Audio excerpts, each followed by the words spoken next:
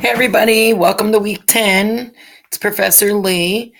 I just wanted to touch base with everyone and do a little updating. So in week 10, you guys have your last field reflection due. So isn't it exciting that we're saying the last of one of the assignments?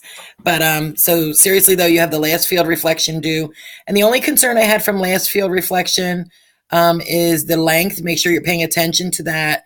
Some of you are cutting your writing assignments a little short, and I'm starting to get a little concerned. But other than that, everybody's got really good quality writing skills and is sharing good information. So I was happy with the quality of them. So just, pay attention to the length. Also keep in mind this week, don't forget you have the 5 peer-to-peer field discussions that you have to do.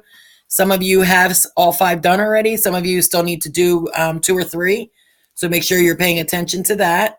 And in this week's coursework, you're going to start to learn about the applying HBSE or the human behavior and the social environment, utilizing frameworks and theories such as person and environment, and other multidisciplinary theoretical frameworks.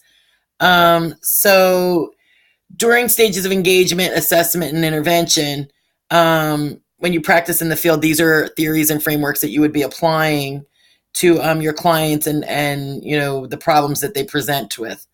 The learning this week is intended to help you demonstrate and develop your critical thoughts related to the practice behaviors.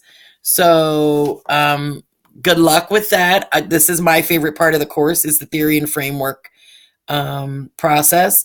So let me know if you have any questions about anything. And I'll be watching out for your assignments. Lastly, a reminder, April 4th is going to be our next Zoom meeting, if you will.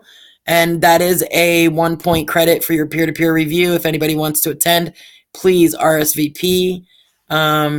You can send me an email letting me know that you plan on attending. All right, guys, thanks so much, and keep up all the great work. Thank you.